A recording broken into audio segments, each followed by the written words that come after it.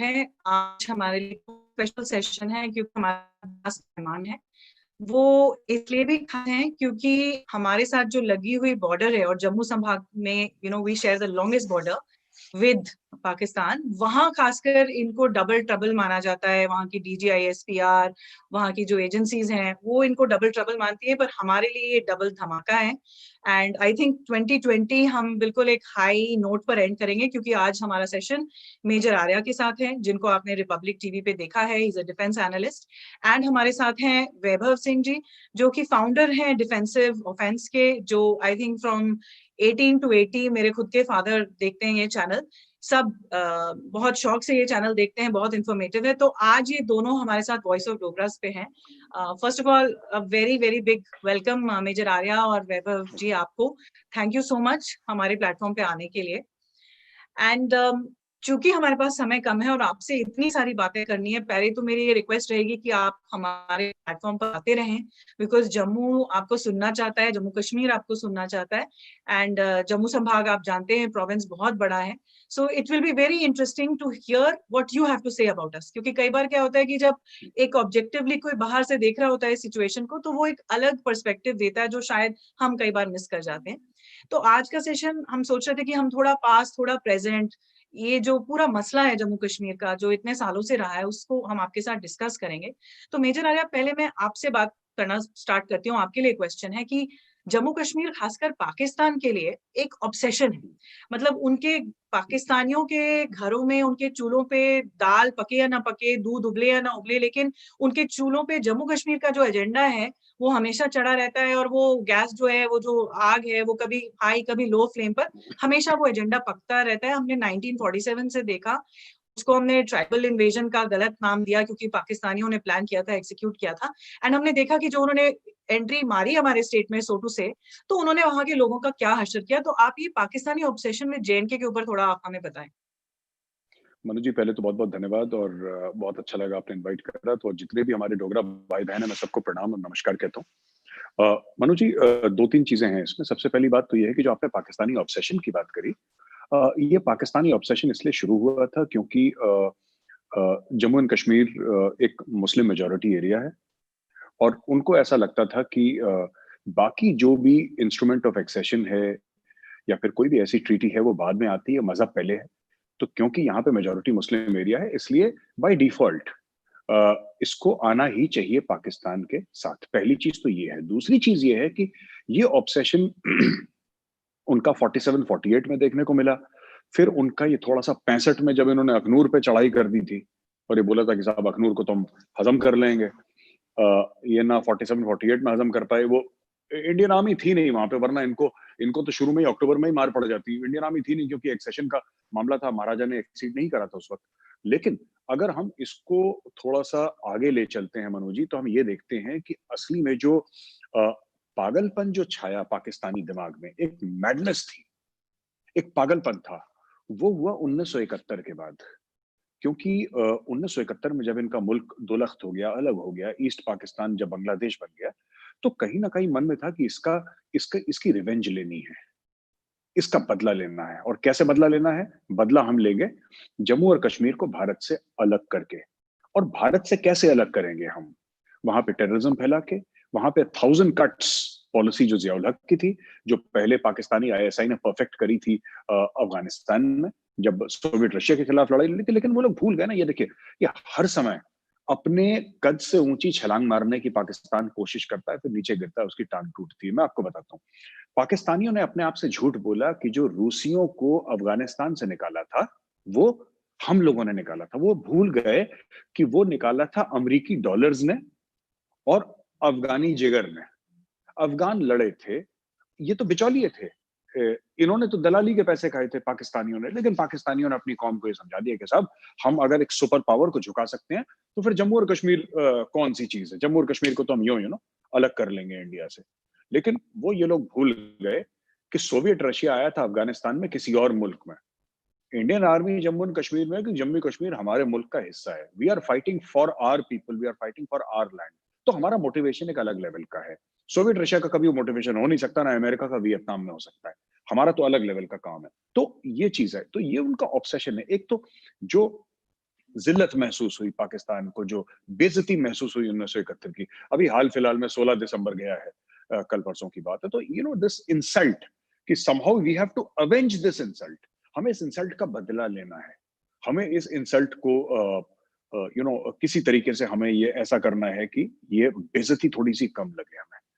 And Kashmir, Jammu and Kashmir was a result of that. शुरू में तो इनका था कि हमें पार्टीशन का एजेंडा कंप्लीट नहीं हुआ ना, इसलिए हमें जम्मू और कश्मीर चाहिए। 1971 के बाद बेइज्जती का बदला लेना है, और वही करने की पाकिस्तान कोशिश कर रहा है मनु जी। जी। वैभव जी, मैं आपसे पूछूंगी, आई मीन थोड़ा हम पास्ट की बात कर रहे हैं और आई थिंक इम्पोर्टेंट है पास्ट की बात करना, क्योंकि कॉन्टेक्स्ट मिलता है कि ये समस्या का कॉन्टेक्स्ट क्या है, ये कहाँ से शुरू हुई।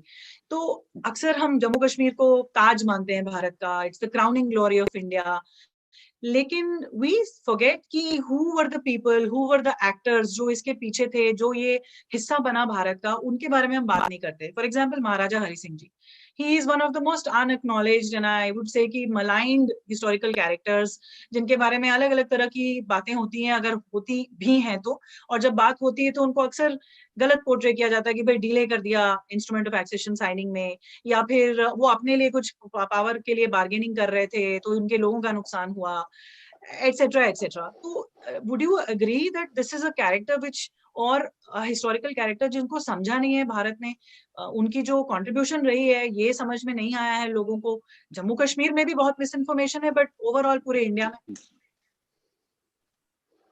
देखिए, जो पोस्ट इंडिपेंडेंस जो इंडिया है, उसका जो पूरा खाका है वही डिसइंफॉर्मेशन, मिस इन्फॉर्मेशन, और जो आप ये कहें कि जो भटकी हुई प्रायोरिटीज हैं, ये इनका एक सिलसिला है जो कि वो 47 से शुरू होता है और हाल फिलहाल तक चल रहा था। जब भी कोई भी गवर्नमेंट भी आती, अगर आप देख लें तो आज की डेट में जो करंट गवर्नमेंट है, उसका जो भी अपोजिशन वेस्ट से आता है या यूरोप से आता है, आप कह लें इंडिया के जो लेफ्ट विंग से आता है, वो क्यों आता है? Because they are the ones who are trying to rectify certain mistakes, कि अगर 370 और 35A एक अगर हिस्टोरिकल मिस्टेक थी तो उसको सही करने की कोशिश की गई, और उसका ग्लोबली कितना उसका एक आप ये कहेंगे कि उसका विरोध हुआ, चाहे वो अमेरिका हो, चाहे लंदन हो, चाहे आप उसको किसी मुल्क में चले जाए, और एक पर्टिकुलर लॉबी थी जो उसको अपोज करती है। तो इंडिया की तो ये हिस्ट्री का हिस्सा है कि हमें बहुत ज्यादा मिसलीड किया गया। आप हमारे करिकुलम उठा के पढ़ लें, आप स्कूल्स के, कॉलेजेस के, आपको वहां पे आप देखेंगे एक बहुत बड़ा हिस्सा है जो सिर्फ प्रोपेगेंडा और आपको सेल्फ हेट सिखाता है कि आपका जो अपना कल्चर है, आपकी जो अपने रीति रिवाज है, वो कितने ज्यादा अनसाइंटिफिक है। ये अलग बात है कि वो बहुत साइंटिफिक हैं, बट इवन आप फिल्म्स में देख लें, कल्चरली देख लें, आपको सटल तरीके से आपको एक पर्टिकुलर प्रोपेगेंडा फीड किया जाता है कि अगर मैं उन डिटेल्स में नहीं जाना चाहता, लेकिन जो देख रहे हैं वो समझ गए होंगे कि मैं किन बातों के बारे में बात कर रहा हूँ। तो Maharaja Hari Singh is also victim of that.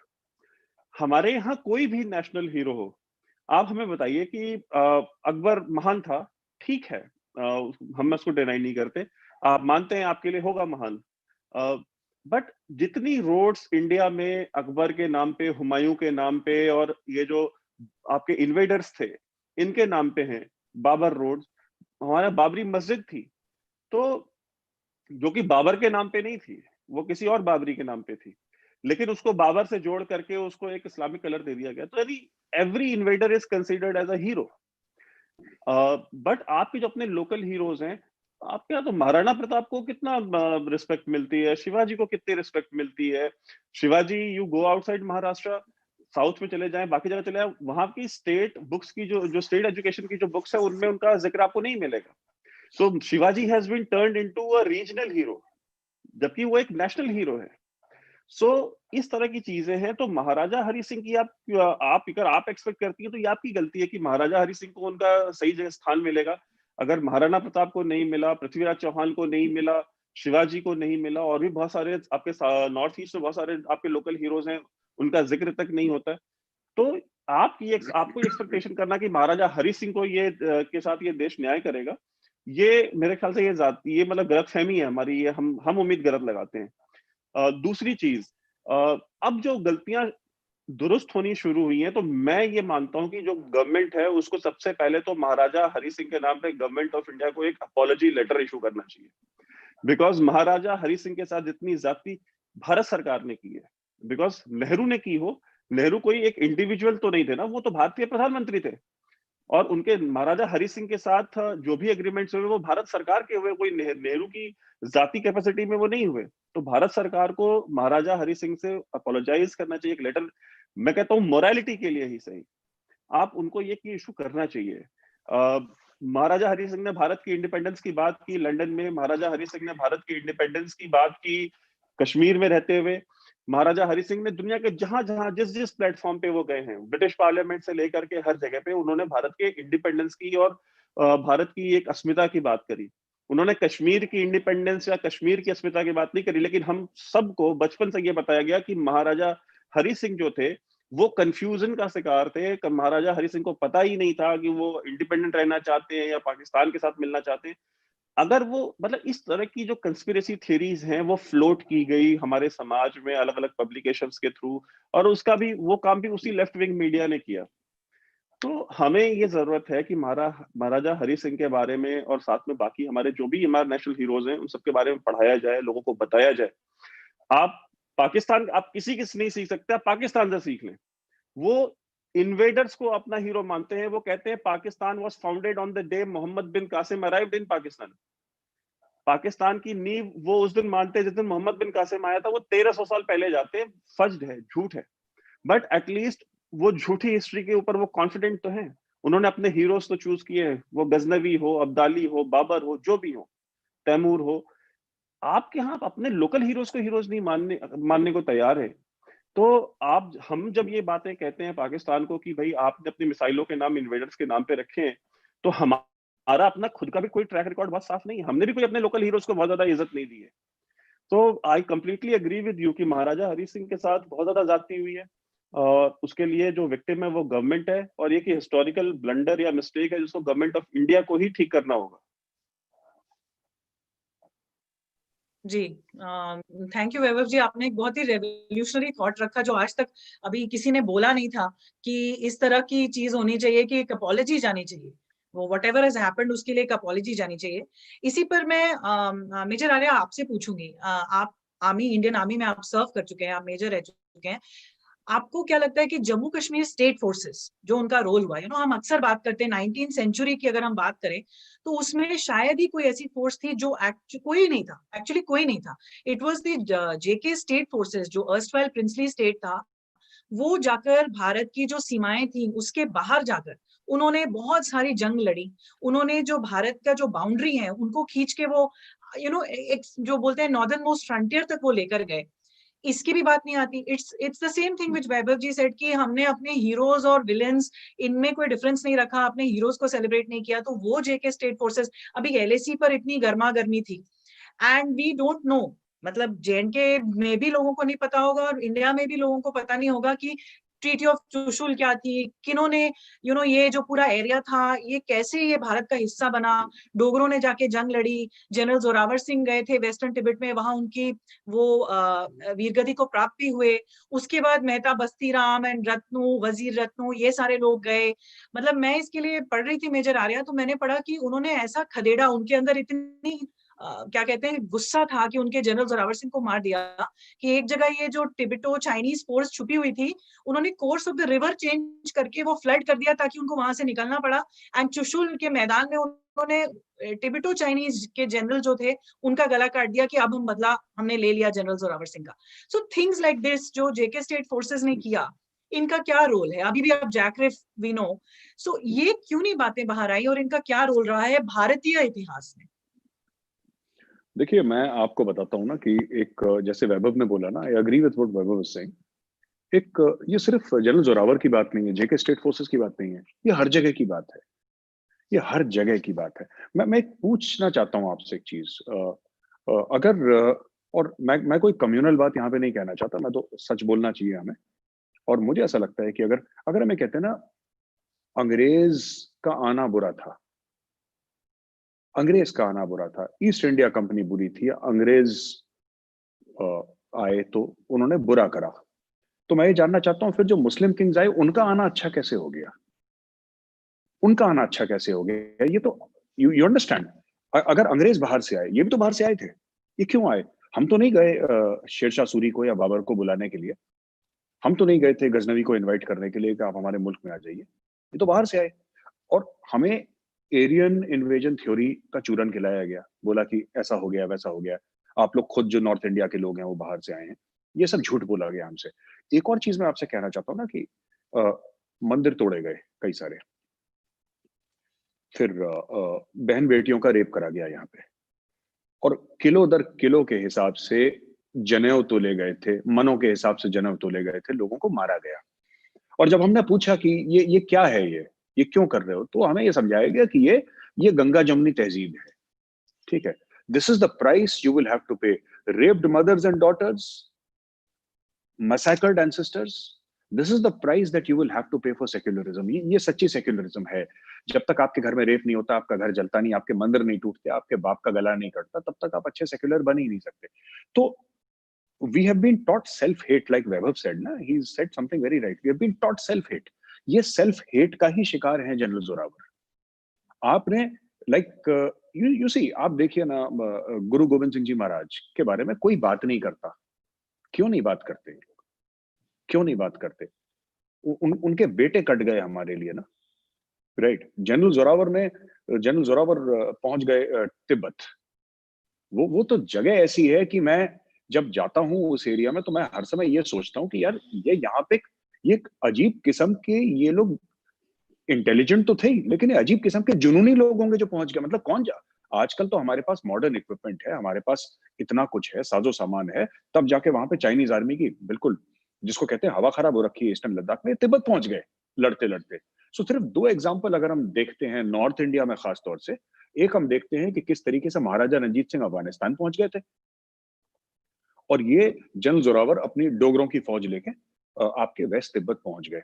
लेकिन आपको देखिए, अगर आपको एक कंट्री है जिसमें 85% करीब 82-83% हिंदू हैं, अगर आपको उनको कंट्रोल करना है, राइट, आपको उनको कंट्रोल करना है, तो आपको बताना पड़ेगा उनको, आपको उनके दिमाग में ये जहर डालना पड़ेगा, बताना पड़ेगा कि छत्रपति शिवाजी महाराज कोई नहीं थे, गुरु गोविंद सिंह महाराज कोई नहीं थे, जनरल जोरावर कोई नहीं थे, पृथ्वीराज चौहान कोई नहीं थे, जो था बाबर था, जो था अकबर द ग्रेट था। अकबर आया, अकबर ने एक बहुत बड़ा एहसान करा, बाबर ने 1526 first battle of Panipat, Babur ने भारत के ऊपर बहुत बड़ा एहसान करा जो भारत के ऊपर अटैक करा, वरना हम तो जाहिल लोग थे, हमें क्या तमीज थी खाने की, क्या बोलने की तमीज थी, हमें तो कुछ नहीं पता था। वो तो आए, तब वो इल्म लेकर आए, तब शऊर लेकर आए, तब हम थोड़े से बड़े हुए। तो ये सब चीजें हमें शुरू से बताई गई हैं। आपके सिर्फ रोड्स वाली बात नहीं है कि बाबर के नाम पे रोड है, औरंगजेब के नाम पे रोड है। आप कभी ये सोच सकते हैं कि इजराइल में हिटलर मार्ग कुछ होगा, ऐसे हिटलर के नाम पे कोई रोड होगी? Can you even imagine?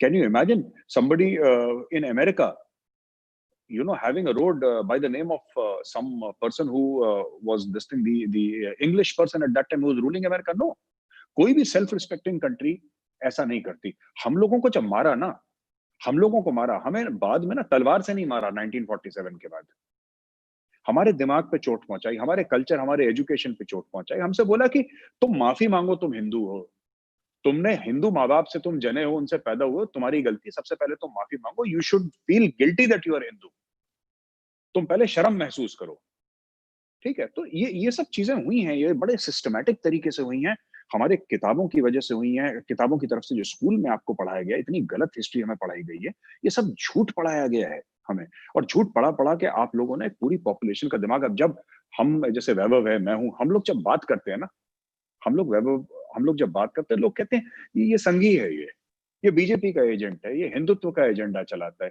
तो हम चलाते हैं हिंदुत्व का एजेंडा, हम किसका चलाएंगे? हम क्या रेडिकल इस्लाम का या कैलिफेट का एजेंडा चलाएंगे? मेरा नाम गौरव आर्या, मेरा नाम गुलाम अली नहीं है। I am very proud to be a Hindu. अब मैं क्या बोलूं, मैं हाथ जोड़ लूं कि मैं गलती हो गई जी मुझसे, मैं सॉरी बोल रहा हूं आपसे? ऐसा तो नहीं होने वाला। वी आर एंसेस्टर्स, मैं बार बार कह चुका हूं, डिफेंसिव ऑफेंस पे भी कह चुका हूं मैं, कि हमारे जो एंसेस्टर्स थे, आपके, मेरे, वैभव के, ठीक है, हमारे बाप दादा किसान थे, पोएट्स थे, एस्ट्रोनॉमर्स थे, एस्ट्रोलॉजर्स थे, किंग्स थे, फिलोसोफर्स थे। जब यूरोप वाले ना ये जानवरों की खाने पहन के जंगल में घूम रहे थे, जो यूरोप अभी हीरो बनता है ना पूरा का पूरा, ये अमेरिका में, they were red Indians there in America. Our forefathers were kings and philosophers and poets, but that pride has been hurt. Your identity has been taken away. अभी देखिए ना, डोगरों ने, मैं डोगरों की बात करता हूँ, और मेरे दिल में बड़ी एक इसको लेकर ना बहुत मुझे बुरा लगता है जब मैं ये बात सोचता हूँ। डोगरों ने बनाया जम्मू एंड कश्मीर स्टेट पूरा। अभी यूनियन टेरिटरी अलग अलग 2 लख्त हो गई हैं, लद्दाख अलग है, ये अलग है, वो अलग है, लेकिन ये डोगरों ने बनाया, ठीक है, अपने बाजुओं के जोर से बनाया डोगरों ने, ठीक है ना। आप 1947 के बाद आपने डोगरों को बोला कि तुम सौतेले हो, तुम निकल जाओ यहाँ से। नौकरियां नहीं मिली डोगरों को, वो रिस्पेक्ट नहीं मिली। जिन लोगों ने जम्मू कश्मीर बनाया उन लोगों को बोला कि तुम भाग जाओ यहाँ से, तुम्हारी कोई औकात ही नहीं, तुम कोई हो ही नहीं। तो ये कैसे हुआ? ये इसलिए हुआ क्योंकि एक सोची समझी साजिश के तहत आप लोगों को यह बताया गया कि नहीं, आप कोई है ही नहीं, आपकी आइडेंटिटी पे चोट करी गई। और मैं तो ये कह रहा हूं कि अगर ये 370-35 से नहीं हटता ना, तो 2-3 जनरेशन के बाद डोगराज यही सोचते कि नहीं यार, हमारी कोई ना कोई गलती थी, हम ही लोग गलत थे, हम लोग डिजर्व करते थे। आप जब एक कौम को बार बार कहते हैं ना कि आपकी गलती है, आप कुछ नहीं है, तो फिर वो 2-3 generations के बाद they start believing. So this is the criminal offense which our successive governments have done in the past, and there is a crying need to change the history of India. हम ये नहीं कह रहे कि आप किसी एक खास को ये बोलिए कि तुम गलत हो, तुम सही हो, उसमें नहीं। लेकिन जो हमारे एंसेस्टर्स थे तो थे। वैभव ने बिल्कुल ठीक बोला। आपने क्या बोला? आपने बोला कि छत्रपति शिवाजी मराठा नहीं थे भाई। Chhatrapati Shivaji was and remains today the pride of India. आपने उनको बोला कि नहीं ये छोटे से महाराष्ट्र के रूलर थे, ऐसा नहीं है। वो आपको उनको एक रिस्पेक्ट देनी पड़ेगी। पर ब्रांडिंग इतनी जबरदस्त है मुगल्स की ना, ब्रांडिंग इतनी जबरदस्त है, मार्केटिंग इतनी जबरदस्त है। आपने कोई इतनी शानदार फिल्म नहीं बनाई आपने छत्रपति शिवाजी के ऊपर, जनरल जोरावर के ऊपर, आपने पृथ्वीराज चौहान के ऊपर या गुरु गोविंद सिंह जी के ऊपर, आपने बॉलीवुड। लेकिन आपने जो फिल्म बनाई है ना, आपने जोधा अकबर जरूर बना दी, जिसमें अकबर की इतनी बीवियां थी, उसमें क्या दिखाया गया? अकबर की एक ही वाइफ थी, राइट। और वो बहुत अच्छा था। अच्छा होगा, हम मना नहीं कर रहे, हम ये नहीं कह रहे अकबर बुरा था, अच्छा होगा जरूर, अपने घर में सभी अच्छे होते हैं।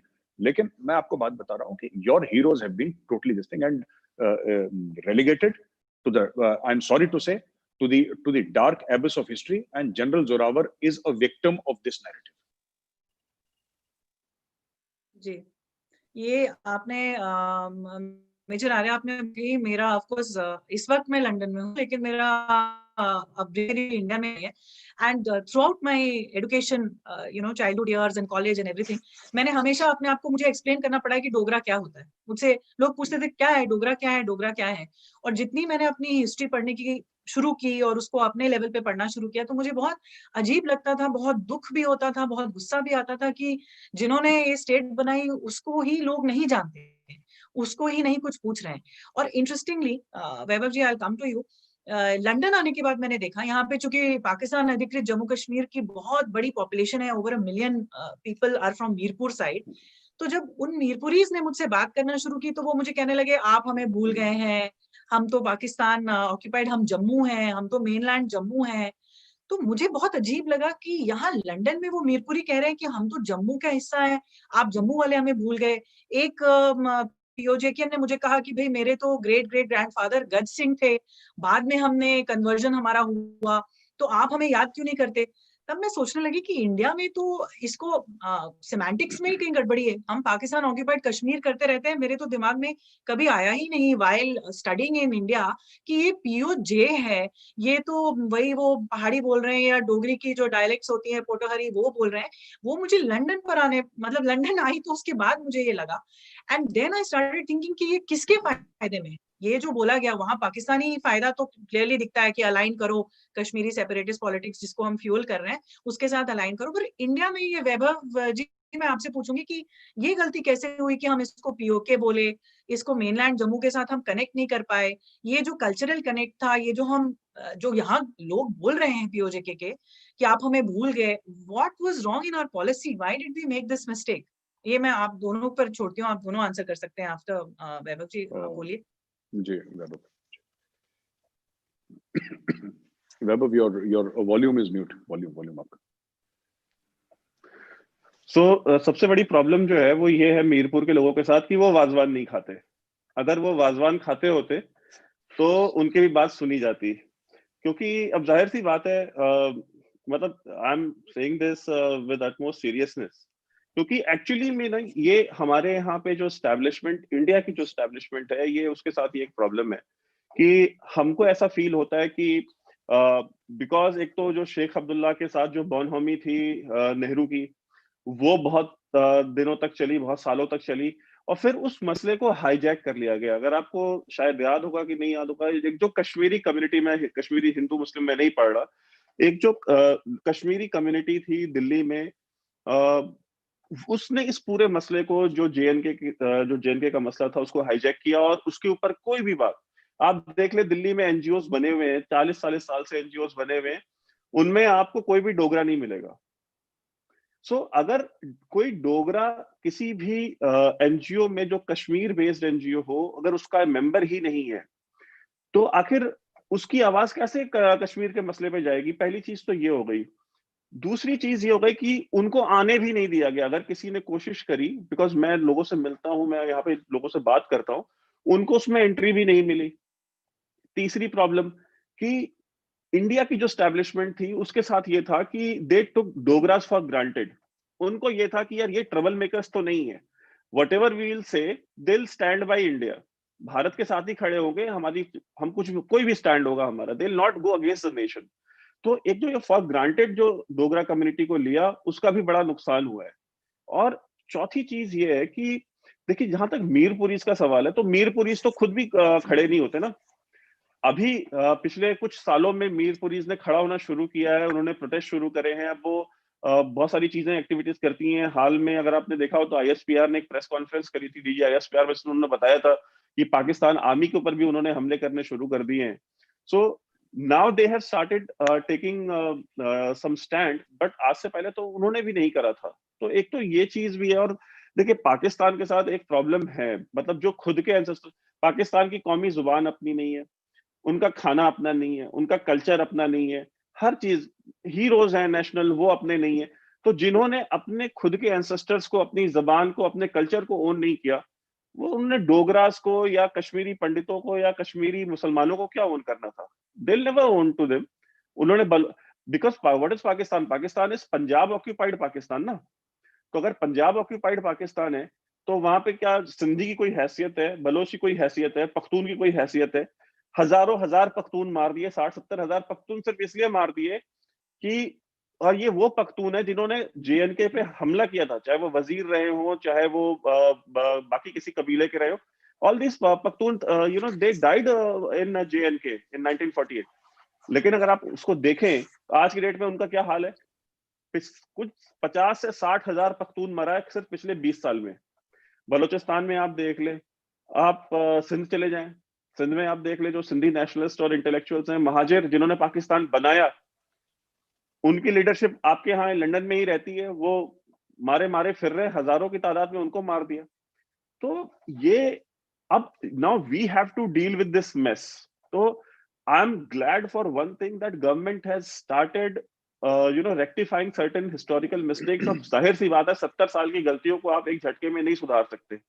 तो सबसे बड़ी चीज ये है कि एक तो जो डोगरा कम्युनिटी है, डोगरा कम्युनिटी को थोड़ा खुद भी स्टैंड लेना पड़ेगा। They will have to stand up for their own rights, because हमारे यहाँ जो एक्सपीरियंस है वो यही है कि if you are Abdullah, if you are a Mufti, if you are a Hurriyat, अगर आप आसिया अंद्राबी हैं, आप ब्लैकमेल करते हैं, आप लोगों को मारते हैं, तो हमारे यहाँ तो ऐसे ऐसे भी लोग हैं जम्मू कश्मीर के असेंबली में जो टेररिस्ट हैं, जिन्होंने बोस्ट किया, वो टीवी पे आके उन्होंने डींगे मारी है कि हाँ हमने मारा था, हमने इनको भी मारा था, हमने एयरफोर्स वालों को भी मारा था, हमने इनको मारा था, and we have mainstream them.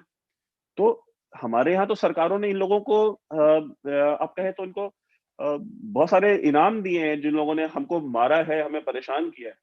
और जिन जिन लोगों ने हमारे लिए जाने दी हैं, जो डोगरा कम्युनिटी है, चाहे वो आर्मी में हो, चाहे वो बाकी की किसी भी जगह पे हो, हिस्टोरिकली या इवन करेंटली, आपने उनको क्या दिया? आप उनसे बात तक नहीं करते। तो आई एम ग्लैड कि अब ये चीजें शुरू हुई हैं। आई एम श्योर कि अगर डोगरा कम्युनिटी खुद खड़ी होती है, community itself takes a stand, तभी जाकर के ये चीजें थोड़ी रेजोनेट नेशनल लेवल पे हो पाएंगी। अदरवाइज तो I can support the Dogra cause, major Gaurav वाला can support Dogra cause, but Dogras themselves have to support their own cause.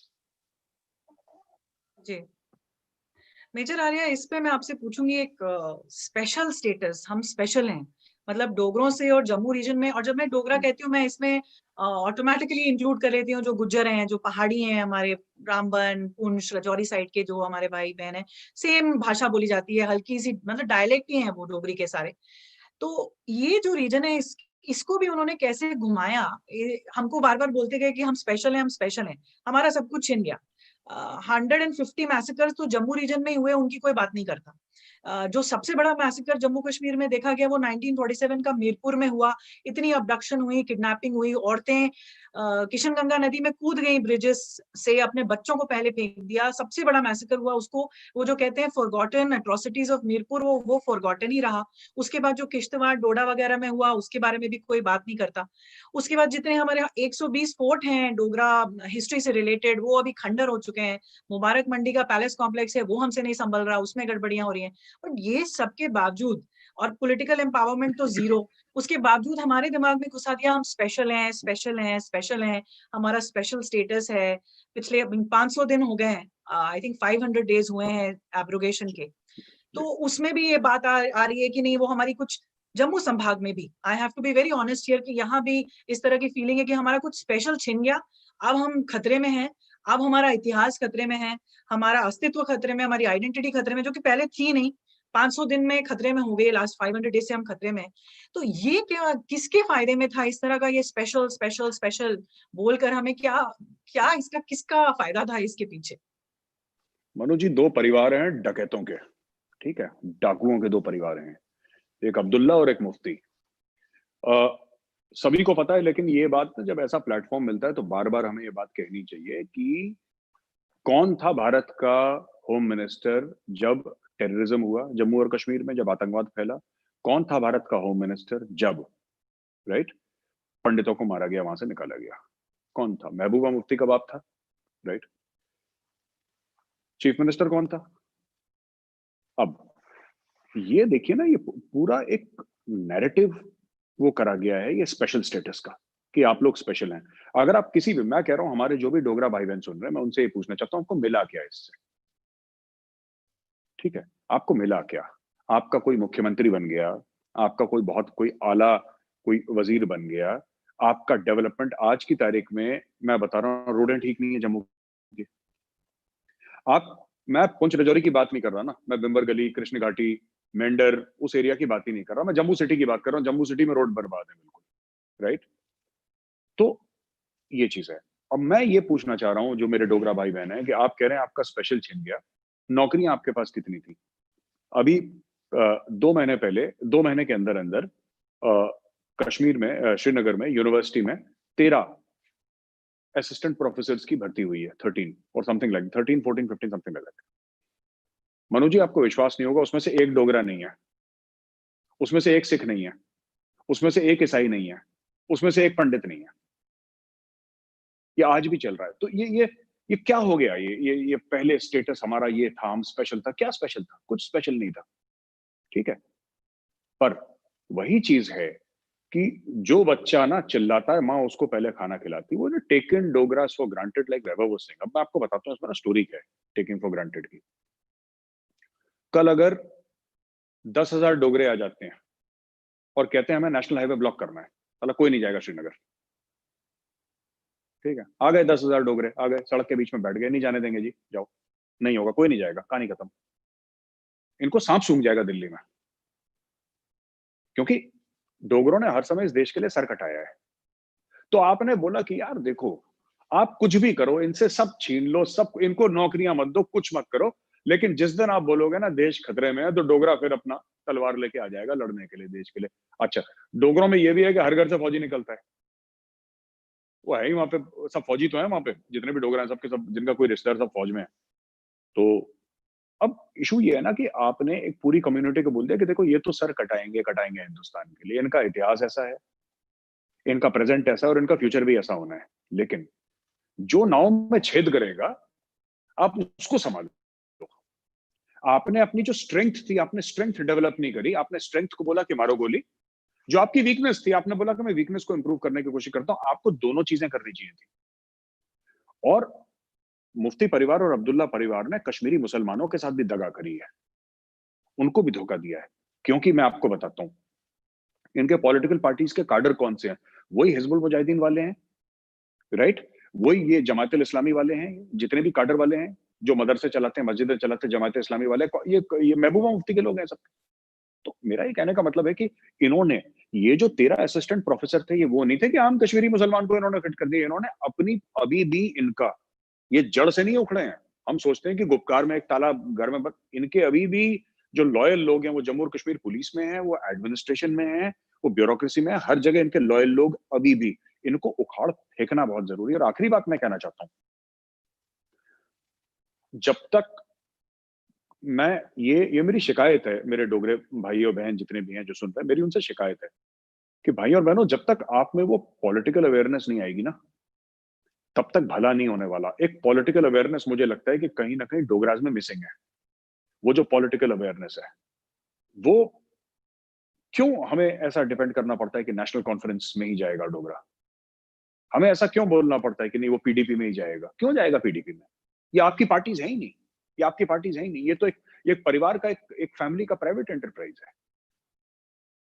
और आपका सरनेम गलत है, आपका मजहब गलत है, आपका ज्योग्राफिकल एरिया गलत है, आप कभी तरक्की नहीं कर सकते। आपको खुद पॉलिटिक्स में, डोगरों को पॉलिटिक्स में उतरना पड़ेगा मनु जी। डोगरों को चुनाव लड़ने पड़ेंगे, अपनी किस्मत अपने हाथ में। The way to power is through politics, there is no other way. चाहे आपको एजिटेशन करना पड़े इसके लिए, चाहे आपको सड़कों पे आना पड़े, डोगरों को अपना, चाहे वो डोगरा मुसलमान हो, हिंदू हो, सिख हो, कोई भी हो, ईसाई हो, कोई भी हो, he has to grab this political opportunity. और मैं तो कह रहा हूं कि बहुत अच्छा हुआ 370-35 से हट गया। अब 370-35 के साए में जो डिस्क्रिमिनेशन हो रहा था ना डोगरों के साथ, वो अब नहीं हो पाएगा। और धीरे धीरे उखड़ेंगे ये सब लोग जो करते हैं ना, असिस्टेंट प्रोफेसर लगा दिए 12-13, ये सब भी जाएंगे धीरे धीरे। समय लगेगा 4-5 साल, क्योंकि 70-72 साल से जो सड़न है, जो गलन है, जो अंदर करप्शन है, जो भ्रष्टाचार है, उसको निकालने में आप 1 साल में नहीं हटा सकते। आपको लग जाएंगे 4-5 साल इसको हटाने में, लेकिन ये हटेगा धीरे धीरे। लेकिन तब तक डोगरों को अवेयर होना पड़ेगा, डोगरों को अपनी पार्टी लॉन्च करनी पड़ेगी, और डोगरों को डोगरा हक के लिए लड़ाई लड़नी पड़ेगी। डोगरों को इकट्ठा होना पड़ेगा। ये जो यूनिटी है ना, डोगरा प्राइड के बारे में हम लोग को बात करनी पड़ेगी, डोगरा यूनिटी के बारे में बात करनी। सब लोग इकट्ठा हो जाओ। मैं कोई ऐसी बात नहीं कहना चाहता, कल लोग बोलें कि मेजर ये कह रहा है, लेकिन जिस दिन डोगरों ने कभी परेशान नहीं करा, पता है, देश को, इसलिए फंस गए ये, मैं बता रहा हूँ। इन्होंने कभी परेशान नहीं करा। इन्होंने ये नहीं बोला कि हम रोड ब्लॉक कर रहे हैं, अगर हमारी मांगे पूरी करो। डोगरों ने करा ही नहीं कभी। डोगरों से बोला तुम फौज में चले जाओ, तुम लाइन ऑफ कंट्रोल में अपना सर कटा दो, तुम इधर चले जाओ, तुम देश के लिए ये कर दो, ये कर दो। जी साहब मैं चला जा रहा हूँ। ओ पला सिपहिया डोगरिया गाना है ना पुराना, बस वही है। डोगरों का तो कल डोगरे अगर सड़क पे खड़े हो जाए ना, मैं बता रहा हूँ, 10,000 डोगरे सड़क पे खड़े हो जाए कि बॉस अब तक जो हुआ हुआ अब नहीं होने वाला, फिर देखिएगा दिल्ली से भी लोग आएंगे, श्रीनगर से भी लोग आएंगे, और हाथ जोड़ के सर झुका के बोलेंगे भाई साहब आपको चाहिए क्या? आप अब तक तो गुस्सा नहीं हुआ, आज क्यों गुस्सा हो गए?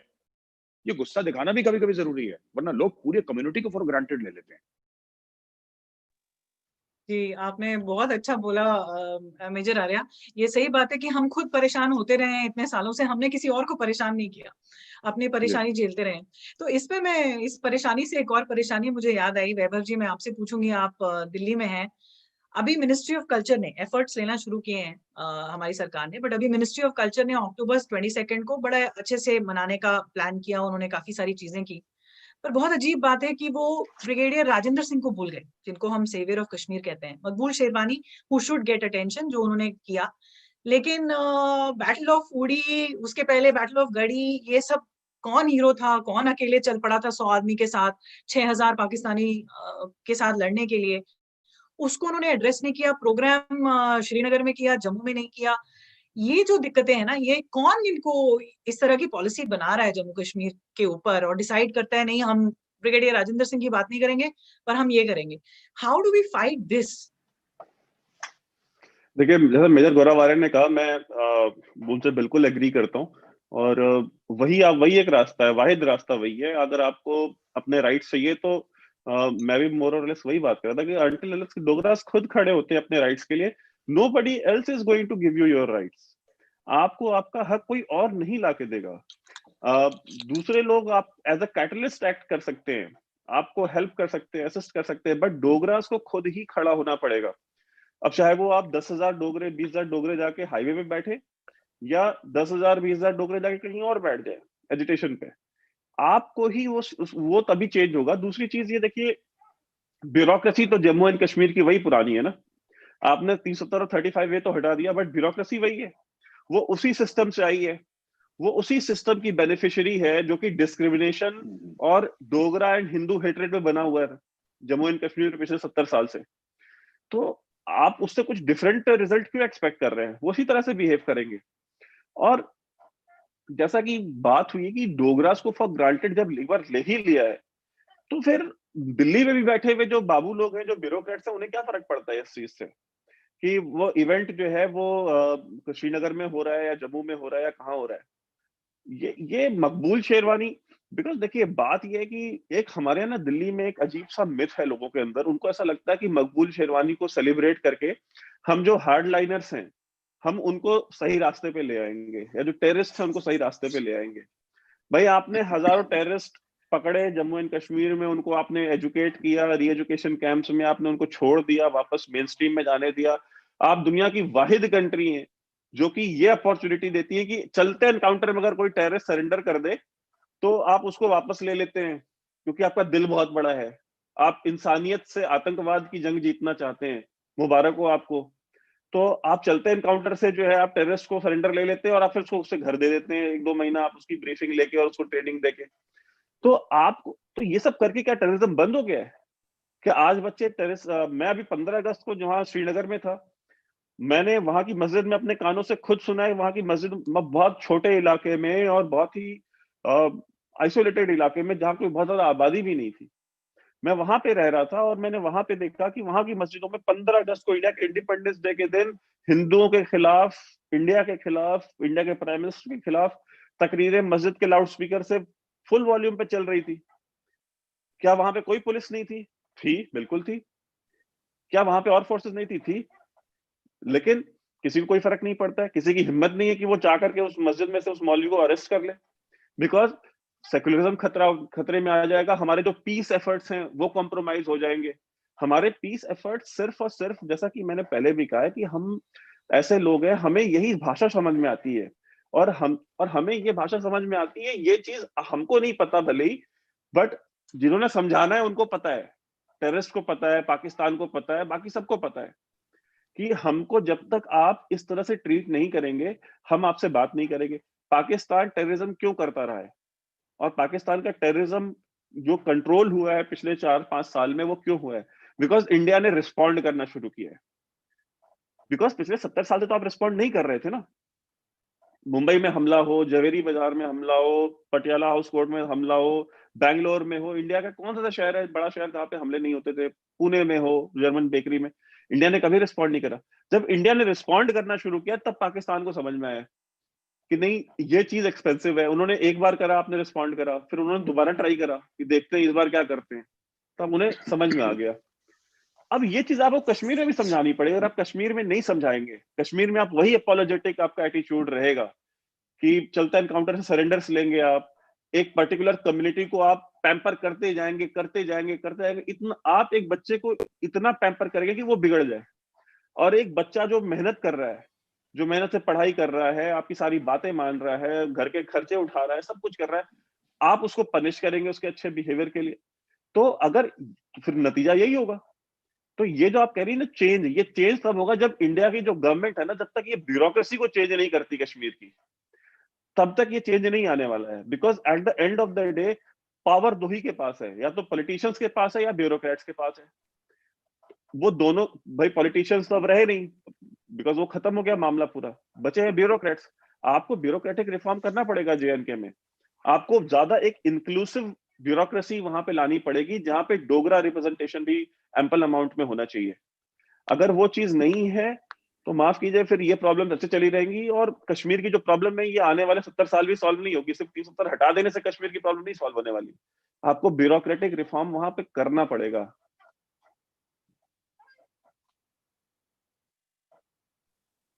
थैंक यू वैभव जी।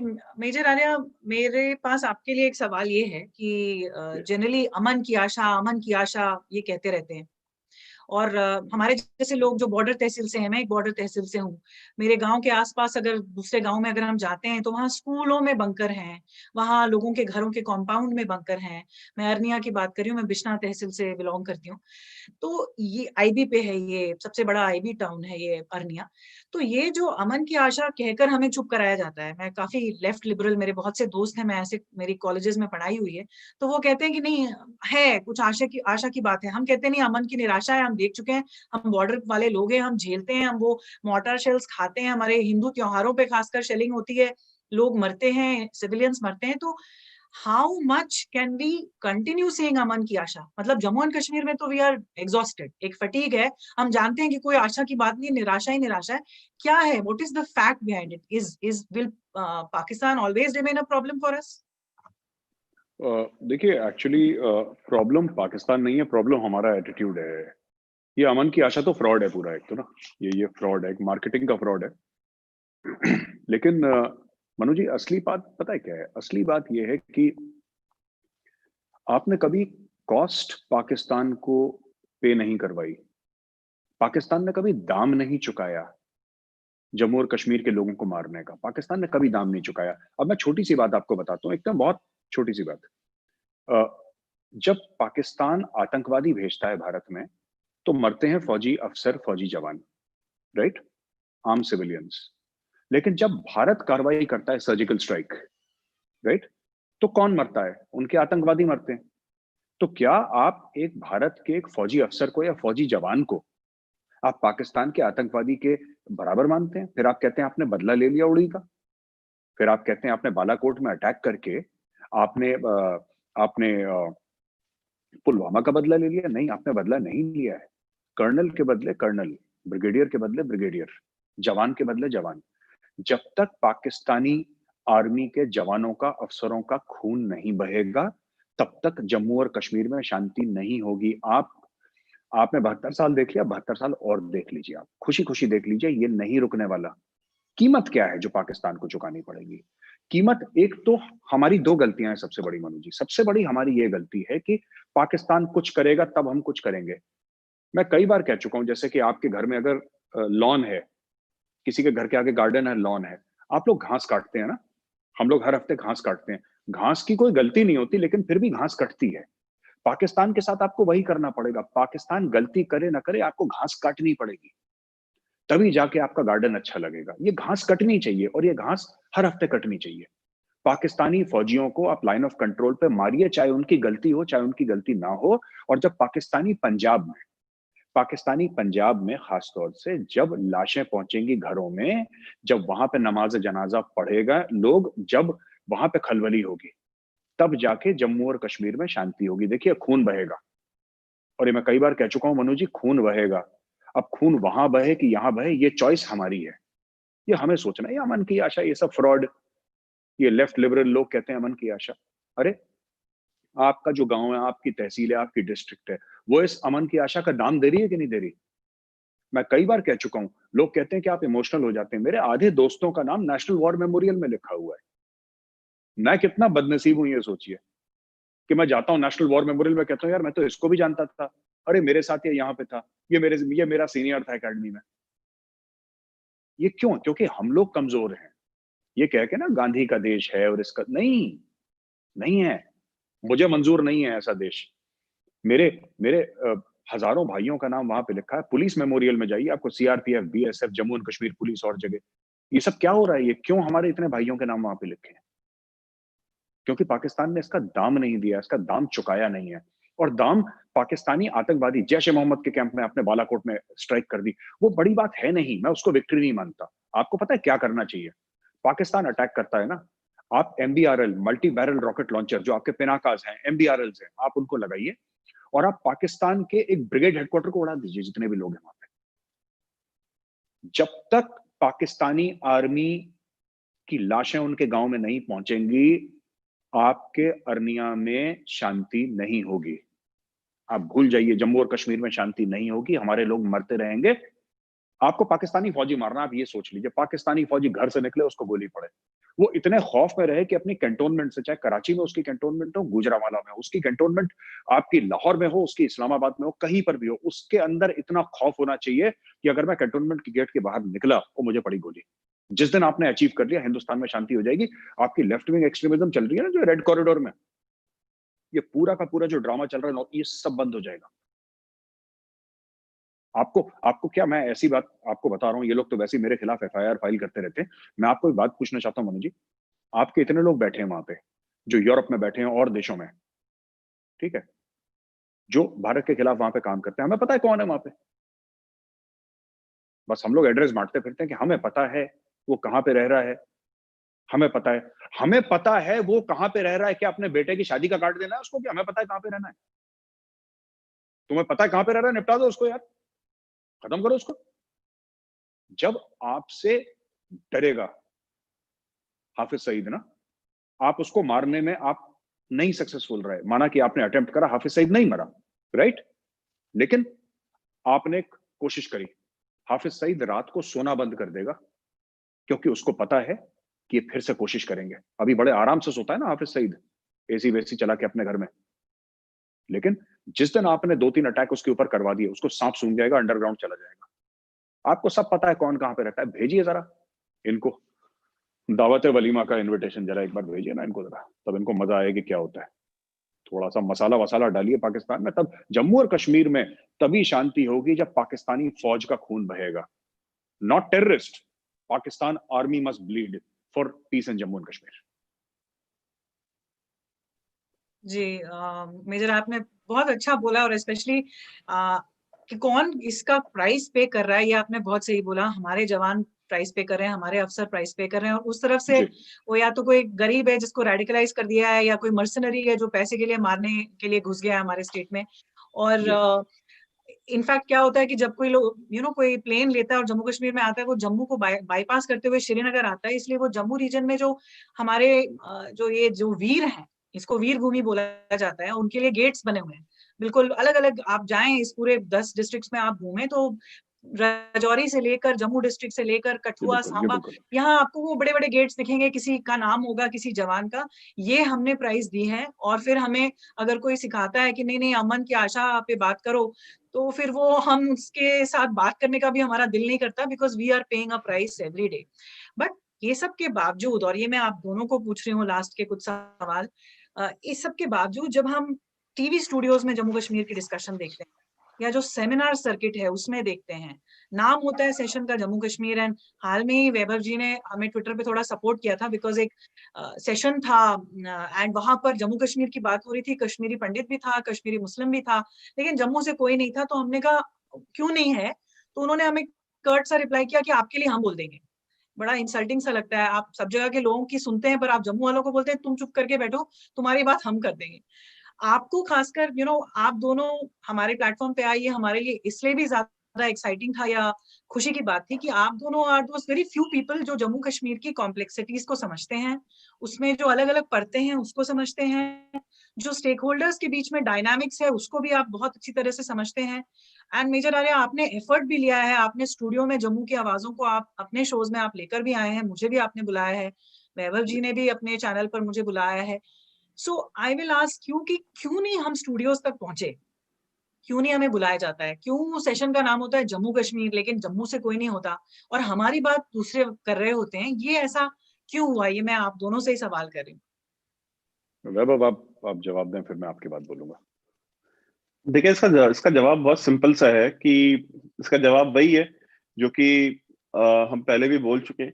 भाई, आप 20,000 बंदे सड़क पे नहीं बैठे ना, आपने सिक्योरिटी फोर्सेस पे गोली नहीं चलाई, आप जो है कि जगह जगह बैठ करके दिल्ली की अलग अलग सड़कों पे आप धरने नहीं देते, आपने रिलीजन कार्ड नहीं खेला, आपने आपने ना ही डोगरा मुस्लिम्स ने खेला ना डोगरा हिंदूज ने खेला, आप दोनों खेल सकते थे, नहीं खेला आपने।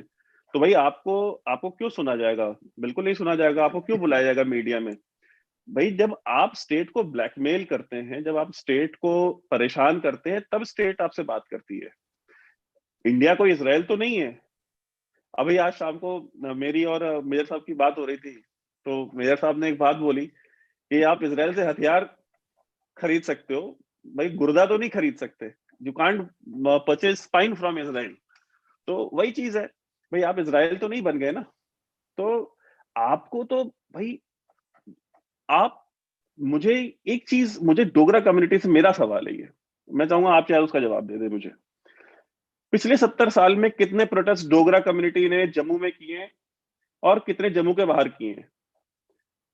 मैं शर्तिया तौर पे कह सकता हूं कि जितने भी प्रोटेस्ट हुए होंगे उसमें 99.9% प्रोटेस्ट जम्मू के अंदर हुए होंगे, जिनका जम्मू के बाहर कोई इंपैक्ट नहीं पड़ता। लेकिन जब कश्मीर का जब प्रोटेस्ट होता है, जब कश्मीरी मुसलमान अपना प्रोटेस्ट करता है, तो वो श्रीनगर में भी करता है, अनंतनाग में भी करता है, पैन साउथ कश्मीर करता है, दिल्ली में भी करता है, वो दुनिया में जहां भी रहता है वहां पे खड़ा होकर के वो प्रोटेस्ट कर रहा होता है। तो भाई जो अपने हक के लिए खड़ा है, चाहे वो वाजिब हो चाहे गैर वाजिब हो, चाहे वो सही हो या वो गलत हो, चाहे वो सच पे बेस्ड हो चाहे झूठ पे मबनी हो, इररिस्पेक्टिव ऑफ दैट उसकी सुनी जाएगी। अगर डोगरा कम्युनिटी खुद नहीं खड़ी है तो क्यों उसको क्यों कोई बुलाएगा? अगर आप नहीं निकलते, अगर आप दिल्ली में, आप आज किसान आए हुए, एक हाईवे उन्होंने जाम किया, बगल में एक हाईवे आप जाम कर दें। आज प्रधानमंत्री ने 1.5 घंटे खड़े होकर के देश से बात करी है। आप 1-1.5 महीने के लिए आप जाम कर दें, प्रधानमंत्री खड़े होकर के आपसे भी 1 घंटा 1.5 घंटा बात कर लेंगे। लेकिन उसके लिए आपको फिर दिल्ली में आकर के यहाँ हाईवे जाम करना पड़ेगा। तो मैं कहूंगा कि यही रीजन है और कोई रीजन नहीं है डोगरास को ना सुने जाने का, और कोई रीजन नहीं है, सिर्फ एक रीजन है, क्योंकि डोगरास को जब साइड लाइन किया गया तो उसके बाद से डोगरास ने अडॉप्ट कर लिया, उन्होंने वो नॉर्मलाइजेशन हो गया। जैसे कि आप ये कह सकते हैं कि नॉर्मलाइजेशन ऑफ अनथिंकेबल, तो नॉर्मलाइजेशन ऑफ अनथिंकेबल हो गया भाई। जो चीज हो ही नहीं सकती, इसके बारे में सोचा नहीं जा सकता, वो भी चीज आज की डेट में हर every Dogra is okay with it. Dogras complain करेंगे, but how many of them are willing to come and sit on the roads in Delhi? आप बता दें मुझे। नहीं, आपकी बात बिल्कुल सही है। आई थिंक लास्ट एजिटेशन अगर हुई होगी जब डोगरे दिल्ली आए थे, वो डोगरी भाषा के लिए हुई थी, 2003 में हुई थी। तब हमें जाके हम डोगरी भाषा जो है उसको कॉन्स्टिट्यूशन में इंक्लूड किया गया था एज एन ऑफिशियल लैंग्वेज। देखिए, उसके बाद कुछ नहीं Manuj, I am sorry, I am interrupting you. भाषा के लिए आप आए, भाषा के लिए आप बैठे, I have all the respect for the Dogri language and Dogra people. लेकिन अगर आप भाषा के लिए आके बैठ सकते हैं तो आप अपने हक के लिए क्यों नहीं आते? आप अपने पॉलिटिकल स्टेक के लिए, ब्यूरोक्रेटिक स्टेक के लिए, आप बाकी आपके जो हक हैं, आप उनके लिए कभी क्यों नहीं आए? आप आकर के बैठे तो सही यहाँ पे। मैं देखता हूँ गवर्नमेंट कैसे नहीं सुनती आपकी बात। आप 25-50 हजार करके, लेकिन आप आए तो सही। आप आएंगे ही नहीं। आप nobody is going to serve you anything on the platter। और एक और जी, मैं मनोज जी एक और चीज कहना चाह रहा था, अगर आपकी इजाजत हो तो। जी जी प्लीज। अभी क्या NH44 है ना, उसको वो पहले हाईवे 1 अल्फा हुआ करता था वो, आई थिंक ना, कुछ NH44 आई थिंक, अगर मैं गलत नहीं बोल रहा तो। ये देखिए, जो भी सामान जाता है, जो भी रसद सामग्री जाती है, सब जम्मू से जाता है, सब जम्मू से जाता है। जम्मू लाइफलाइन है, और जम्मू वालों को यही नहीं पता कि उनका क्या कंट्रीब्यूशन है और जियो स्ट्रेटेजिकली कितने इंपॉर्टेंट है। ये समझना पड़ेगा। हम ये नहीं चाहते कि किसी को दिक्कत हो। अब देखिए, फार्मर का एजिटेशन हो रहा है, हम लोग कितने परेशान हैं यहाँ पे। अगर मुझे अपने फादर को अस्पताल ले जाना है तो मुझे घूम के 1.5 घंटा जाना पड़ता है, जो कि 20-30 मिनट का रास्ता है, राइट। लेकिन कोई भी ऐसा कर सकता है। आपने इन लोगों ने बिना वो कागज पढ़े शाहीन बाग रोक दिया आपने 100 दिन के लिए। हम तो फिर फंस गए, हमारा तो कोई लेना देना ही नहीं था, हम फंस गए यहाँ पे। तो यहाँ पे मैंने एक बात देखी है इंडिया में, जो बहुत गलत है, लेकिन यही सच्चाई है। जब तक आप कष्ट नहीं देंगे, कोई आपको सुनेगा नहीं। डोगरों ने कभी कष्ट नहीं दिया कभी किसी को, डोगरों ने कभी परेशान नहीं करा किसी को। डोगरों ने बोला ठीक है यार, कोई बात नहीं, चलो, जिसको कहते हैं ना कि एक्सेप्टेंस ऑफ योर सिचुएशन, आपने एक्सेप्ट कर लिया, आपने बोला ठीक है। बाकी लोग एक्सेप्ट नहीं करते। मैं तो कह रहा हूँ दिल्ली भी मत आइए ना, दिल्ली भी मत आइए। आप ये बोले कि ये यहां से लेकर यहां तक की जितनी भी जमीन है ना, this is part of the Dogra empire. हम लोग बात करते हैं हीरोज की, अभी एक डोगरा हीरो है जो लड़ रहा है वहां पे ना, ईस्ट लद्दाख में, राइट। अपना जामी कर्नल रणवीर सिंह जमवाल लड़ रहा है वहां पे, रणवीर, है ना। तो मेरी बात हुई थी कुछ दिन पहले, बट दीज आर हीरोज। तो ये डोगरा की फितरत ही यही है। मैं बता रहा हूँ, डोगरा कभी अपने हक के लिए नहीं लड़ेगा, लेकिन जहां आपने बोला कि भारत माँ को खतरा है, तो 1000 रणवीर सिंह जमवाल पहुंच जाएंगे बॉर्डर में लड़ने के लिए इंडिया के लिए। तो आप लड़ने के लिए पहुंचिए बॉर्डर पे, कोई मना नहीं कर रहा, लेकिन कभी ना कभी ये भी जरूरी है कि आप अपने हक की लड़ाई लड़ें। सिर्फ फर्ज, डोगरों का ये प्रॉब्लम है ना, ये ड्यूटी ड्यूटी ड्यूटी दिमाग में ऐसा डाल रखा है बिल्कुल सबके, ऐसे कि पुर्जे रमा हो रखे हैं सबके कि ना ये हमारा फर्ज है, ये मुल्क है, ये हमारा फर्ज है, ये हमारा देश है। लेकिन कभी कभी आपको ना हक के लिए भी लड़ना पड़ता है अपने लिए। ये थोड़ा आप सिखाइए डोगरा भाई बहन जो है उनको ना, थोड़ा सा बताइए कि अपने हक के लिए भी लड़ो। फर्ज भी अच्छा है, बहुत अच्छी बात है, लेकिन हक के लिए भी लड़ो, वरना लोग लोग लोग बेच के खा जाएंगे बिल्कुल। इसीलिए आई थिंक आज आप दोनों से बात करने में मुझे ऑलरेडी मैं कुछ कमेंट्स पढ़ रही हूँ कि it is so amazing this session, क्योंकि अगर जो कोई बाहर से देख रहा होता है ना हमारी सिचुएशन और वो हमें बताए, सेल्फ इंट्रोस्पेक्शन तो हम कुछ सालों से कर रहे हैं कि कहाँ हम गलत जा रहे हैं। आपकी बात बहुत सही है कि अगर भारत माता के ऊपर होता है तो हम जान कुर्बान करने को तैयार होते हैं, हमें उसके बाद कोई पूछे ना पूछे। और एक जो विक्टिमहुड की लड़ाई हमारे स्टेट में कि कौन ज्यादा बेचारा है, स्टेक होल्डर्स के बीच में भी कौन ज्यादा बेचारा है, उसमें शायद हम सबसे कम बेचारे हैं। बहुत सैक्रिफाइसेस दिए हैं लेकिन हम सबसे कम बेचारे हैं और अपने हक के लिए नहीं लड़ते हैं। अब कुछ आवाजें आ रही हैं, स्टेटहुड की आवाज आ रही है कि अब हमें सेपरेट स्टेटहुड चाहिए, लद्दाखियों ने लड़के ले लिया तो अब डोगरों को क्यों नहीं, हमें अलग करो, हम इस परेशानी में नहीं पड़ना चाहते। उसमें भी फिर कुछ लोग बोलते हैं, हमारे बुजुर्ग, मैंने खुद सुना हुआ है अपने घरों में कि नहीं नहीं फिर पता नहीं क्या होगा, फिर इंडिया के लिए शायद नुकसानदेह हो तो हम लोग सह लेते हैं। तो इस पर आप क्या कहेंगे, जो एक स्टेटहुड की बात है, ये मेरे आखिरी 2 सवाल हैं, तो ये क्या कहेंगे जो इस स्टेटहुड की डिमांड अब बढ़ रही है दोनों के लिए?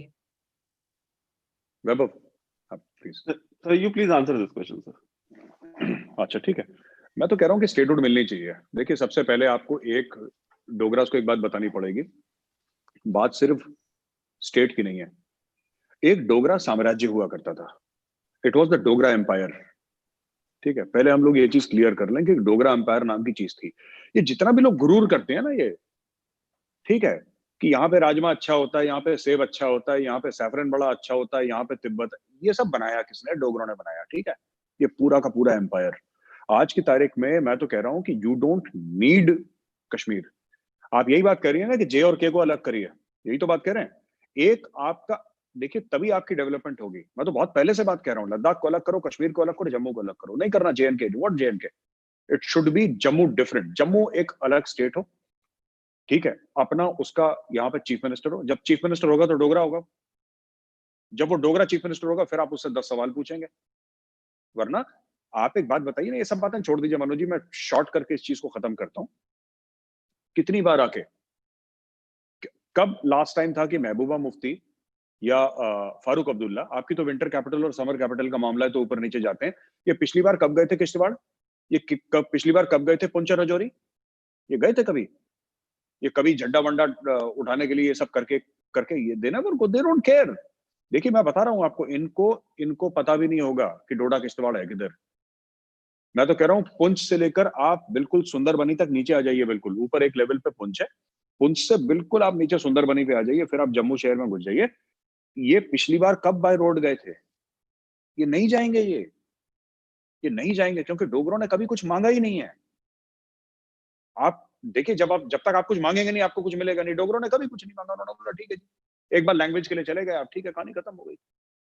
आपको अपनी आइडेंटिटी के लिए जाना है और आपका एक अलग स्टेट, जम्मू स्टेट बनना चाहिए, फुल फ्लेजेड स्टेट का दर्जा होना चाहिए, राइट? और मैं बता रहा हूं उसके अंदर इतने मिनरल रिसोर्सेज हैं आपके, सब कुछ भगवान का दिया हुआ है। It will B one of the most prosperous states in India, right? फिर कोई दूसरा आके ना, परिवार वाला, 2 परिवार वाले आपके ना चोरियां नहीं करेंगे यहाँ पे कि डोगरों की जेब काट दी। ये जब तक डोगरे नहीं खड़े होंगे अपने लिए, और जिस दिन खड़े हो गए ना, इन सबको अपनी औकात नप जाएगी इनकी 1 मिनट के अंदर। जी, आपने सही कहा मेजर आर्या, बिकॉज जो आप कह रहे हैं कि हमारे सामने सामने जो एक सोल है डोगरा हिस्ट्री की, मुबारक जी मंडी में जी वापस बोल रही हूँ, बड़ा वो दुखती हुई रग है मेरी, उसके जो बहुत इंपॉर्टेंट हिस्से हैं उसको उन्होंने रेज कर दिया, हम सिर्फ बोलते रह गए कि अरे ये कर दिया, ये कर दिया। ऐसी बहुत सारी चीजें हुई हैं। जो आपने ये 2 परिवारों की बात की, ये कब आते हैं रजौरी और पुंछ? जब इनको कम्युनल कार्ड जो खेलना होता है ना, तब इनको रजौरी पुंछ याद आता है, तब ये ग्रेटर कश्मीर का प्लान बोलते हैं, तब ये बोलते हैं देखो भाई हम उम्मा को बिलोंग करते हैं, हम मुस्लिम मुस्लिम है। लेकिन ये किस तरह से गुज्जरों को ट्रीट करते हैं, कितनी रेसिज्म है इनकी बिल्कुल टुवर्ड्स द बिल्कुल, गुज्जर्स एंड द पहाड़ीज, ये फैक्ट है। यस पर यस ग्रेटर कश्मीर यस। का प्लान इनके कम्युनल इसको सूट करता है तो उसकी बात करते हैं, जबकि डोगरास आई वुड से कि हमारे जैसा सेक्युलर कोई रहा ही नहीं। 101 साल Hindu raj, no conversion, no demographic change, कुछ हुआ नहीं, तो हम सब कुछ चुपचाप सहते जा रहे हैं। And this is the time when we have to raise our voices, बड़ा इंपॉर्टेंट है। लास्ट 2 सवाल, मैं पता नहीं कितनी देर से कह रही हूँ आखिरी 2 सवाल, बट एक्चुअली आखिरी 2 सवाल जो मेरे हैं, पहली बात ये कि अगर आप डोगरा होते एंड आप क्या करते? आपने काफी चीजें कही, पॉलिटिकल एम्पावरमेंट की बात की, आपने तो खुलकर स्टेटहुड की बात कर दी, जो अब हमारा यूथ काफी कह रहा है, बहुत से लोग कह रहे हैं। तो if you were a Dogra and this goes to both of you, तब आप क्या करते? एंड उसके जो पार्ट 2 है, चलिए मैं दोनों एक साथ पूछ लेती हूँ ताकि सही में आखिरी हो जाए ये सवाल। पहले तो आप डोगरा होते तो क्या करते, अभी आप क्या स्ट्रैटेजी अपनाते? हमारी सही बात है, कॉलोनियल हैंगओवर जैसे हो गया था जब ब्रिटिशर्स चले गए, उसके बाद भी कॉलोनियल हैंगओवर चल रहा है। हम अभी भी गुपकरियों के तलवे चाट रहे हैं, अभी भी एनसी, पीडीपी, इन तरह की पार्टीज में बैठे हैं और सोच रहे हैं कि हम बड़ा अच्छा कर रहे हैं जेएनके के लिए। तो आप क्या करते हैं? और सेकेंडली, आपने हमसे बात क्यों की? आप दोनों जम्मू की बात करते हैं, आप दोनों डोगरों से बात करते हैं, आपको क्यों लगा कि नहीं इनकी बात करनी चाहिए? क्यों इनको स्टूडियो में बुलाना चाहिए? क्यों अपने चैनल पर इनकी बात भी सुननी चाहिए, इनकी वॉइस को एम्पलीफाई करना चाहिए? ये मेरे 2 सवाल हैं। क्या करते और आपने हमसे फाइनली बात क्यों की? वैभव, आप आंसर करेंगे, मैं करूं? आप करेंगे? आप कर लीजिए सर। देखिए मनु जी, मैं तो अपने आप को ऑनररी डोगरा मानता ही हूँ, ठीक है, चाहे मैं डोगरा हूं ना हूं, मैं तो मानता हूँ अपने आप को। तो पहली बात तो ये, मैं ऑनररी डोगरा हूँ। मेरे मेरे हैं बड़े सारे दोस्त ना जम्मू में, मेरे दुनिया भर के दोस्त भरे हुए हैं जम्मू में, मेरे बड़े क्लोज फ्रेंड्स हैं जम्मू में। दूसरी चीज, मैं होता तो सबसे पहले ना एक बहुत बड़ा आंदोलन करता, एक पॉलिटिकल पार्टी बनाता जम्मू में और एक बहुत बड़ा आंदोलन करता, और मैं सबकी नाक में दम कर देता, पूरी तरीके से सबकी नाक में दम कर देता। मैं इतना हल्ला करता कि जम्मू से गूंज जाती दिल्ली, और उनको पता लगता कि ये जो कौम है ना, डोगरा कौम, ये जिंदा कौम है। आप इसको ना ग्रांटेड नहीं ले सकते, ये जिंदा कौम है, ये लड़ेगी। पहला काम ये करता। दूसरी चीज, आपने बोला कि स्टूडियो में क्यों बुलाया? स्टूडियो में ये बुलाया ना कि मैंने इसलिए, क्योंकि मुझे भी कहीं ना कहीं ये फीलिंग रही कि ये जो आप लोगों के मन में फीलिंग है ना डोगरों के, मेरे भी मन में फीलिंग है यार, कि आपने जो लोगों ने पूरा ये साम्राज्य खड़ा कर दिया, जिसके पीछे ये लड़ाई हो रही है, लाइन ऑफ कंट्रोल है, गोलियां चल रही हैं, ये कश्मीर हमारा है, ये कश्मीर तुम्हारा, ये है किसका? ये भाई जिसका है, जिसने अपने सर कटा के पूरा ये बनाया, उसको तो तुमने बोल दिया कि तुम्हारी कोई वैल्यू ही नहीं है। और बाकी यहाँ पे आके जितने भी सो कॉल्ड सेपरेटिस्ट्स हैं, आपने उनको टीवी पे बैठा दिया और 9 बजे बकवास करते हैं रात को। अब वो लोग, उन्होंने अब बकवास थोड़ी सी कम हो गई जब से 370 हटा है ना, तब थोड़ा सा उनका भी थोड़ा ब्लड प्रेशर थोड़ा सा कम हुआ है। लेकिन ये बहुत बहुत जरूरी है कि डोगरास को रिप्रेजेंटेशन मिले। डोगरास के यूट्यूब चैनल्स आप बनवाइए सॉलिड, जिनमें डोगरा इशू के बारे में बात करिए आप। मैं खुद आज कहना चाहता हूं, और वैभव मेरा छोटा भाई है तो मेरी बात बेचारा टाल नहीं पाता। मैं क्योंकि उम्र में 15 साल 20 साल बड़ा हूं वैभव से, तो मैं गुंडागर्दी कर देता हूं वैभव के साथ। मैं और वैभव दोनों आएंगे जम्मू, आप लोग फंक्शन करिए, आप सिर्फ हमें एक मैसेज कर दीजिए कि आप जम्मू पहुंच जाइए, आपको कोई इंतजाम करने की जरूरत नहीं, हम खुद के इंतजाम से हम जम्मू पहुंच जाएंगे। और लोगों को लाइए सड़क पे, मैं बता रहा हूँ, आप लोगों को लाइए, वी आर विथ यू। आज मैं और वैभव दोनों, मैं वैभव की तरफ से भी कमिटमेंट करता हूं, both of us will come to Jammu and we will fight with our Dogra brothers and sisters. आप एक बार बुला के देखिए ना, मैं कह रहा हूं, दूध का दूध पानी का पानी हो जाएगा। एक बार बुला के देखिए कि आप आइए जम्मू में, we will come to Jammu, और हम लोग कंधे से कंधा मिला के लड़ाई लड़ेंगे वहां पे, we will come there.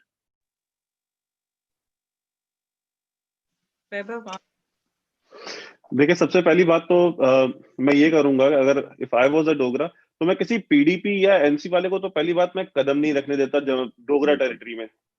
At least इतना तो कम से कम करना बनता है हमारा। और दूसरी चीज कि आप डोगरा कॉज मेरा कॉज या मेजर गौरव का कॉज नहीं है, डोगरा कॉज हर एक इंडियन का कॉज होना चाहिए। और मैंने चाहे वो हमारे चैनल की बात हो या किसी भी प्लेटफॉर्म पे, आई हैव ऑलवेज फेल्ट कि जो भी बंदा इंडिया के लिए खड़ा है, जिसने इंडिया की आवाज उठाई है, जो कि इंडिया की बात करता है, आप उसको अबैंडन कैसे कर सकते हो? एंड मतलब ये बहुत दुख होता था हमको देख करके, and major Gaurav Arya will agree with this, कि जो लोग आपको दिन रात गालियां देते हैं, जो ब्लैकमेल करते हैं, जो कहते हैं कि भारत के तिरंगे को कंधा देने वाला नहीं मिलेगा, आप उनको जो है कि आप वीआईपी ट्रीटमेंट देते हो, आप उनकी जी हुजूरी में लगे होते हो। और जो बंदा आपके लिए जान दे रहा है, आप उससे बात करना छोड़ा, आप उसकी बात करना तक आपको मंजूर नहीं। सो वी थॉट कि हमको बात करनी चाहिए डोगरा कॉज की, and Dogra cause is not my cause or Major Gaurav Arya's cause or anybody's cause. It is India's cause, and Yes, we absolutely. need to stand up for the Dogras. But before that, Dogras need to stand up themselves.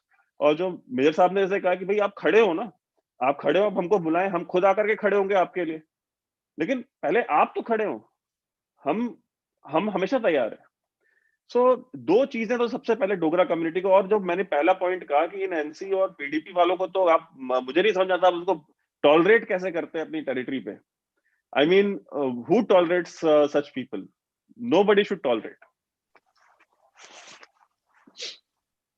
Thank you, दोनों को मैं thank you बोलूंगी। इतनी important चीजें आज आपने कही और हमें भी सोचने के लिए मजबूर किया, जो हम सोचना शुरू कर दिया है हमने। आई हैव टू से this for my community, I think, और आज हमको और जोश मिलेगा। और आपका जो पर्सपेक्टिव है, it is a wake up call. आज आपको वर्चुअली हमने अपने प्लेटफॉर्म पे बुलाया, आई एम श्योर हम जल्दी आपको जम्मू भी बुलाएंगे। आपको बहुत वाजवान खाने वाले तो बहुत हैं, लेकिन अब आप कलाड़ी, कुलचा, राजमा और अंबल खाने वाले आप बने, और आप हैं, ऑलरेडी हैं, ऑनररी डोगरा हैं। और शुरू में हमारी बात हो रही थी कि डोगरा बड़े इमोशनल होते हैं, तो हम बड़े लॉयल होते हैं। वी फील कि हमें भी सामने से ईमानदारी मिली है और इस तरह का सपोर्ट मिला है। We will always remember and we are also very very grateful to both of you.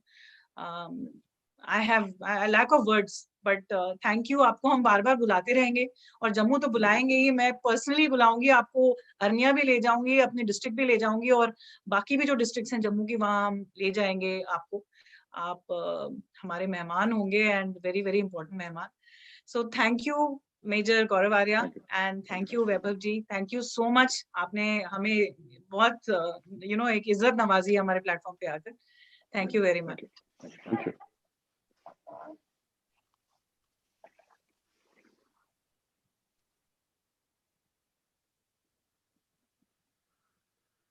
All right, मैंने यहाँ एंड कर दिया।